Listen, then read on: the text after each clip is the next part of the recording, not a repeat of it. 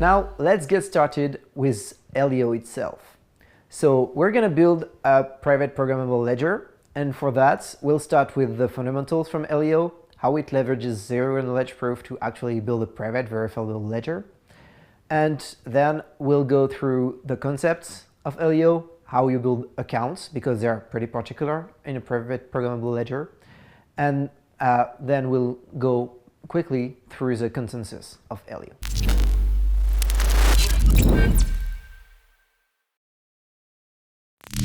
So Aleo is a private programmable permissionless blockchain. What that really means is that you don't need the permission of anyone to post transaction on Aleo, and you can execute arbitrary programs. So we'll need to understand what exactly a program is on Aleo, how it has a link with zero-knowledge proof that we saw earlier. And for that, we'll need to have two pieces of tooling that actually enable people to run Aleo. So the first one is SnarkVM, and the other is SnarkOS. So all the tooling for Aleo is open source. You can go check out the Aleo GitHub, and it's actually maintained by Aleo Network Foundation and the Provable team, who is a for-profit organization from the split between the foundation and Provable. Okay, so SnarkVM is actually the tool where you can run the Aleo virtual machine. So virtual machine, a zero-knowledge virtual machine, is a way to turn a program into zero-knowledge proof of execution of that program. It can include private inputs, and the idea is that once you have proven a program, anyone can use SnarkVM, the execution of a program on some inputs. You can actually, and anyone can actually use SnarkVM to verify that proof, which is non-interactive. So SnarkVM is the base tool for that and for transforming that program into a zero-knowledge proof execution. SnarkOS, on the other hand, is exactly the same as with Bitcoin Core, which is a program that the validator, the client, everybody runs to run the network. So basically, we'll see the pieces of SnarkOS, and it's also the tool that implements all the consensus mechanism of Aleo in order to have a consistent and verified state. And it is also SnarkOS that is used to actually take the proof generated by SnarkVM and to broadcast them on chain. Okay, so we have zero-knowledge proof, we have programs. What is the link between the two? So let's give a high-level view of that.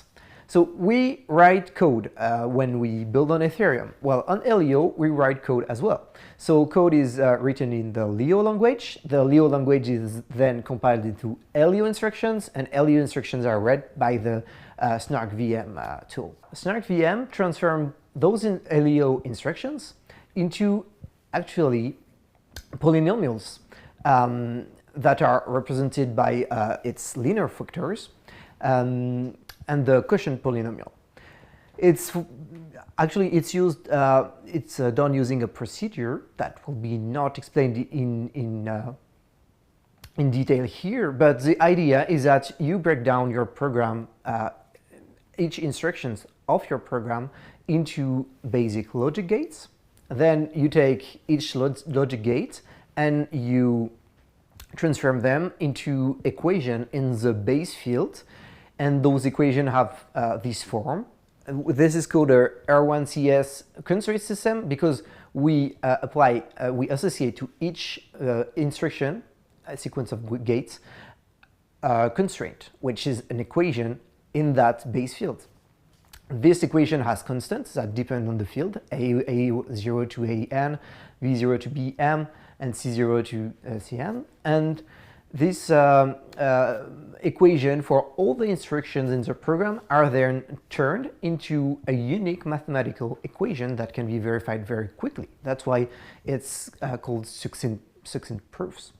Okay, so Now we can verify our program by exposing no data, because verifying that mathematical equation actually expose no data at all. So how do that make our actual blockchain more scalable and private? Well, once a user creates a transaction, he can actually just prove the execution of the program, and he can post that proof on chain, which is zero knowledge for the content of that proof. So all the data inputs of the program. So let's see how it's actually possible to do that. So we have a user right here that will create a proof. For instance, let's just keep that proof generation. Let's just use directly a proof generation done by the user. The proof for the execution of that program. For instance, the program could be just inputs being an input being an age, and an output being depending on if the program if the age is more than 18, it would be returned true. If the program is less than 18, it would return false. And so the user generates a proof that on that input that is hidden, the output will be true or false. So then the user sends that to a client. A client is just a node that is connected to other nodes on the network and that do no other work than just exposing the data of the network to everybody who's connected to it with a HTTP client. So this client then takes the transaction of the user, posts it to the network, and then the validators from the Aleo network actually verify that proof. If that proof is valid, they can include into the ledger, into their version of the ledger, the transaction. If it's not valid, it is just rejected. So all the verifiers have their own piece of ledger, their current block, and we'll see in the consensus mechanism chapter how we choose the next block as valid. But basically, we have other users that are called provers that solve problems that are created by the validators. Exactly the same way as in Bitcoin, we had a proof of work where the miner were trying to solve, to get a certain hash, so to solve a certain problem, which is to find a hash that has a quantity of 0. Basically, on Aleo, you have other actors that are retributed for finding solutions to such problem, to include some proof of work into the consensus mechanism. So once those validators have a new block, the transaction is on chain. And so as you can see here, the validator never executes the transaction, the actual program for the transaction. What the validator does is it just verifies that the proof is valid. So the user is the one who executes the actual computation on who computes a proof. Actually, you can even call an external service to compute that proof for you instead of doing it yourself and then passing it to the network. So let's recap what the user does to create a transaction. The user prepares the required inputs. It fetches all the information for proving that that transaction is valid from the network. Then it uses Snark VM in order to generate that proof. And once the transaction is proven, the zero knowledge proof about that program that is executed is proven, then the client sends that on the network to a client node. The client node broadcasts that to a validator that will try to include in its block the proof if it verifies well. Then a consensus is achieved using the Aleo BFT consensus mechanism with the validators, which involves having miners that are called provers that solve a certain puzzle. So it's both proof of stake and proof of work. If all check pass, then the transaction is in a new block in the ledger. And as before, you gotta wait for a few blocks to be sure that the transaction is actually confirmed and on-chain. So that's how Aleo is private and scalable, by delegating the computation to the actual person who executes the transaction, and by just verifying the computation on chain, which is not how it works on other ledgers like Ethereum.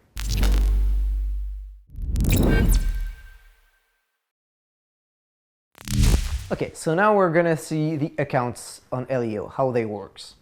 So first, you will need to have in mind the chapter 0.3 on elliptic curve cryptography. It will be very, very important to have it in mind for that chapter because basically we'll use those mathematical objects.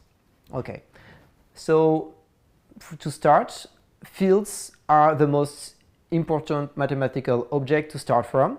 And the reason for that is that our underlying constraint system for our programs is a set of linear equation over a field. And so that field is basically what every instruction in a program will end up as an equation in this field. And so every type there is on Aleo will be reduced at some point into a field, one way or another.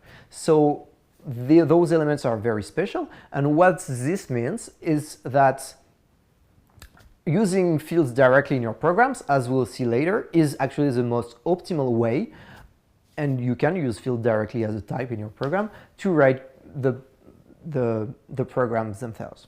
Okay, so what is this field we're using on Aleo? We choose some p, which is a prime, and the field of order p, the pz, is actually the field we'll be working on. Okay, so considering, so it's just for an order of magnitude, p is around 2 to the 53. So p is pretty huge. You can put as a field element a lot of information. And we choose it for a very specific reason. It was introduced in the Aleo ZXC first paper. Okay, so in using that field, we can define an elliptic curve exactly the same way as we did in the elliptic curve chapter. But this time it will be a bit different. So it has a slightly different equation, but it's kind of the same kind of curves. And the idea is that we define the points that are the solution to that curve in the field above as a group. And there is especially one specific subgroup that is generated by some generator G. And that subgroup is very important for us because it will be the G that we will use in order to construct our private key, etc. Okay, so if we have that element G, it generates a subgroup of a certain order. You take G, G plus G, G plus G plus G, etc. And once you do that, you will have a subgroup, so a group itself, which will have an order that is Q. So Q is a smaller order than the whole group, and that smaller order is approximately 251 bits. And actually, so if you keep adding G, you will end up to going back after Q steps. And so we'll call that field in particular, the field of the finite field ZQZ, the scalar. And so all the elements above were called fields, then groups, the groups were the sub-elements, the element of that subgroup generated by G, and then the element of that field, ZQZ, will be the scalars element. So this is our three terms we'll use. They are very important everywhere in Aleo. You can use them in programs. You gotta understand what they are. Okay, so if we look into now how accounts are built using those. So in Aleo, it's really fast to compute, like with any elliptic curve. It's really fast to compute a.g to get a big A, which would be a public key. But actually, this is not the way we will build accounts. So on traditional blockchain, we have a specific way we build accounts.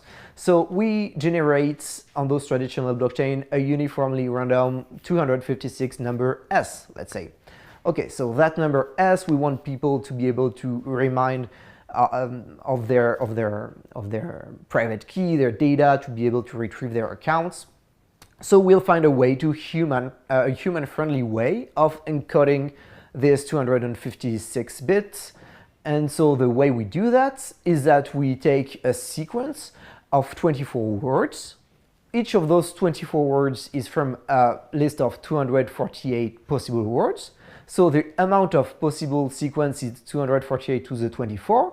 And as you can see, this is about 264 bits. So we can store, using that sentence, 264 bits. So we can store this uniformly random number S of 256 bits. This phrase is called the seed phrase. Your wallet is that seed phrase.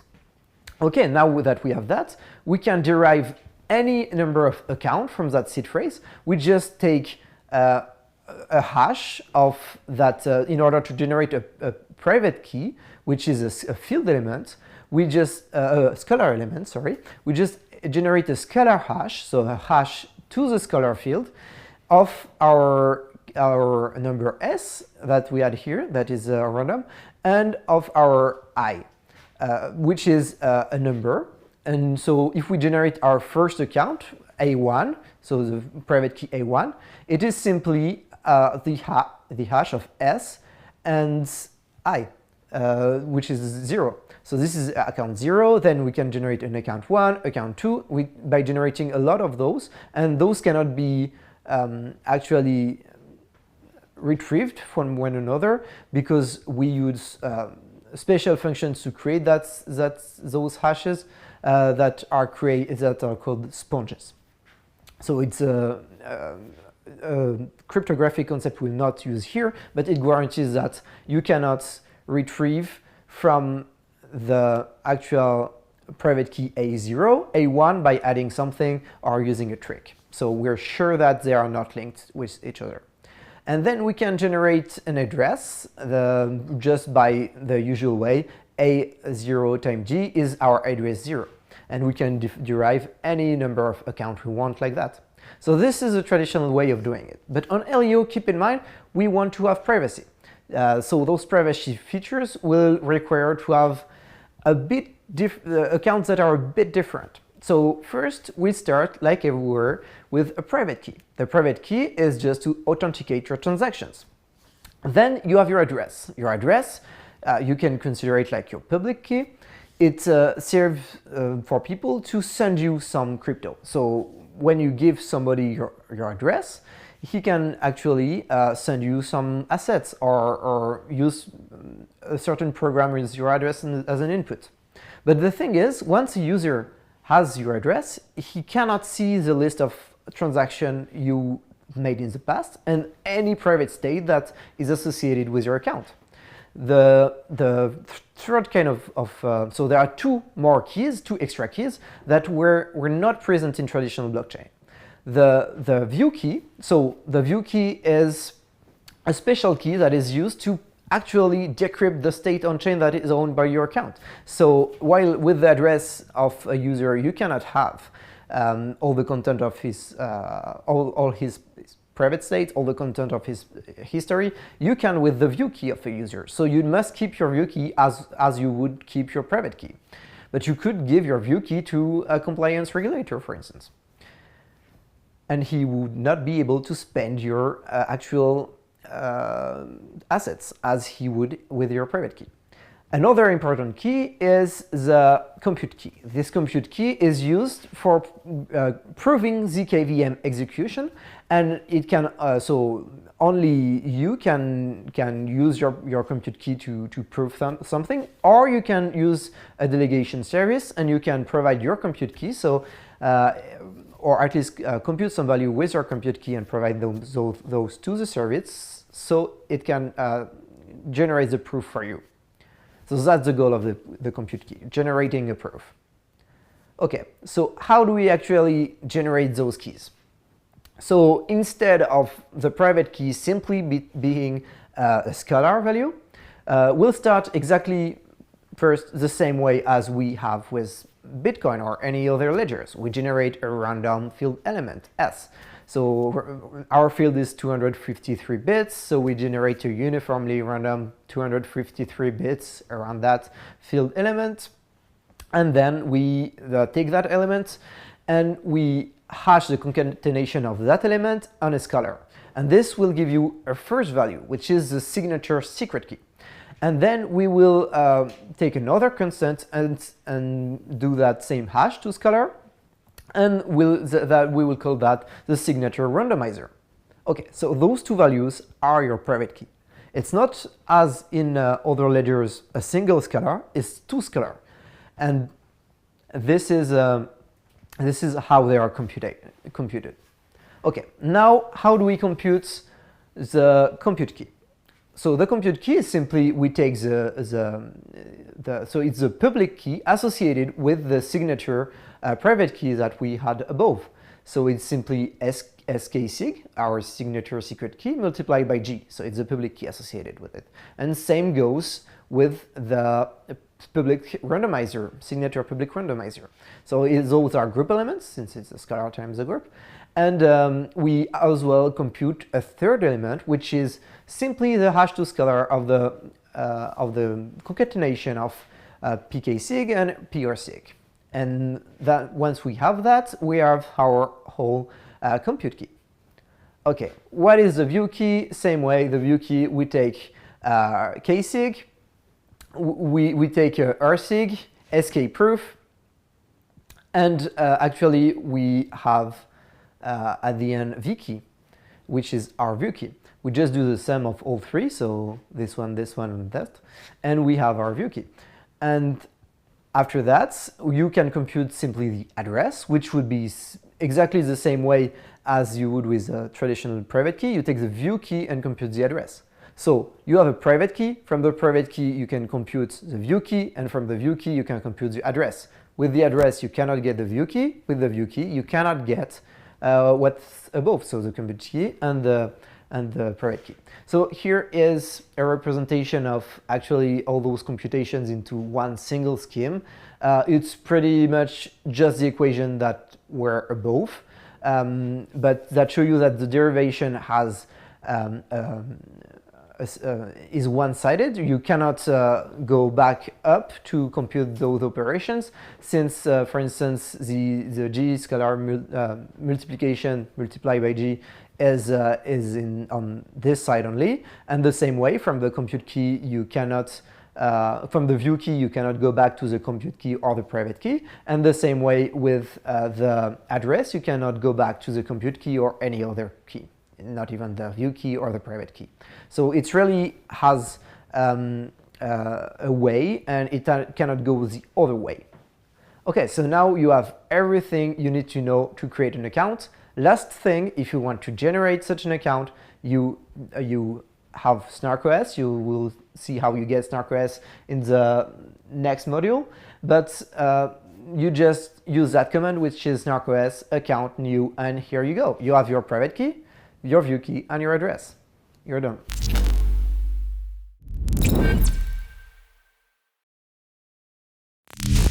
In this chapter, we'll go through all the concepts you will need to build on Aleo. So the programs, the transitions, the transactions, the blocks, all those concepts that you will see on Explorers, you need to have a high-level vision of what they are, what do they involve.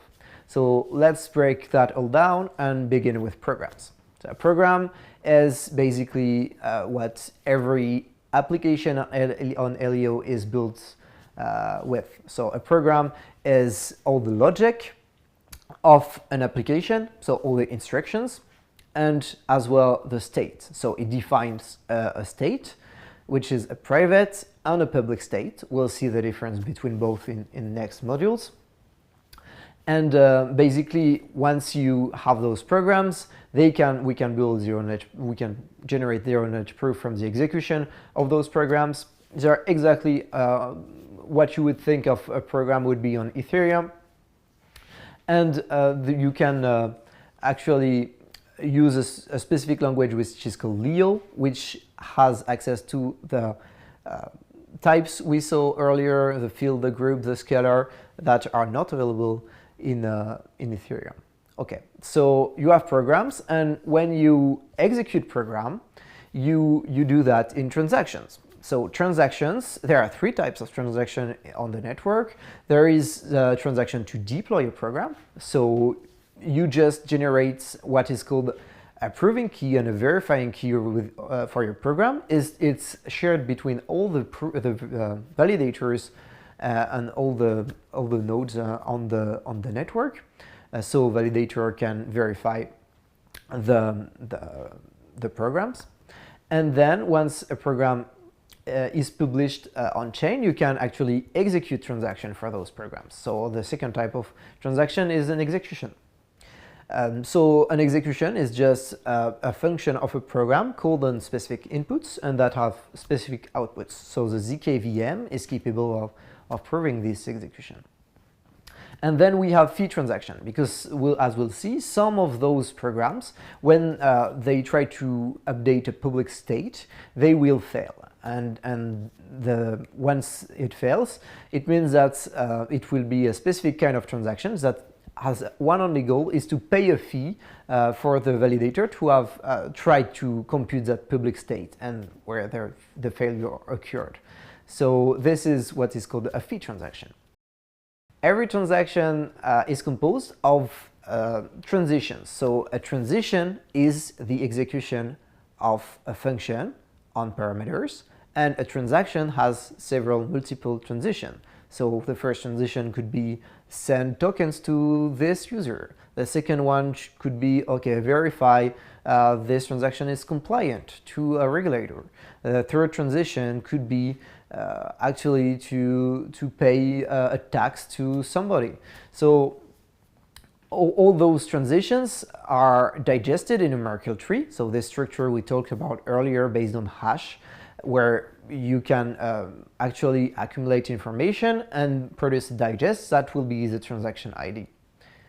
So you cannot get a transition out of the transaction, because that would mean that the transaction ID would be different.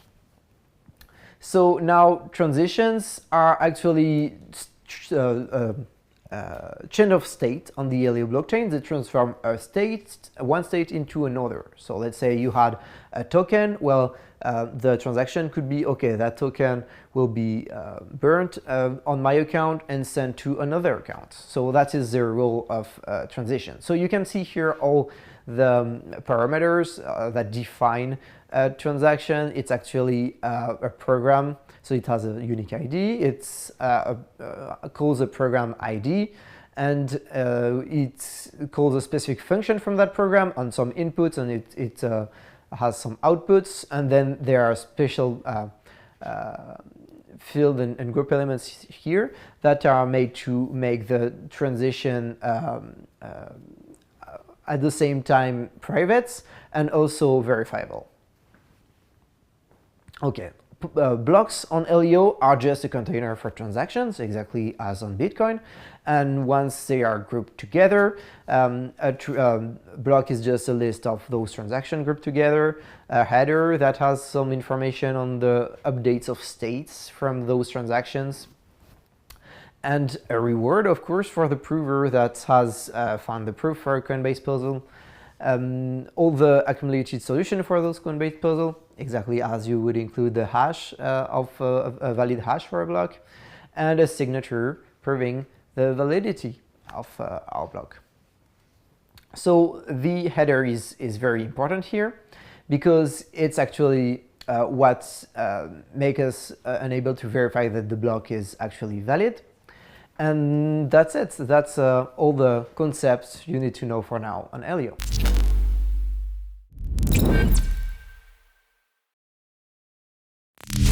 The consensus mechanism for the Aleo blockchain is Aleo BFT. It's based on Byzantine fault tolerance, which is a protocol of consensus that is used in other blockchains. Although we'll not go in detail in this live session about this, and the reason for that is that you don't need it to actually build private applications on Aleo. Although it could be very interesting to actually go into the details of how a BFT is actually built using directed acyclic groups, and how it uses Narwhal and Bullshark to actually make it compatible with privacy preserving protocol. So I strongly advise you to go look into the course that will be in the description. which is a talk from a member of the team who created the Aleo BFT, and actually look how it's implemented and the idea behind it. You can also read the written version of this course to have an idea. Now that you understand how Aleo works under the hood, we'll install all the prerequisites to start building applications. See you next time.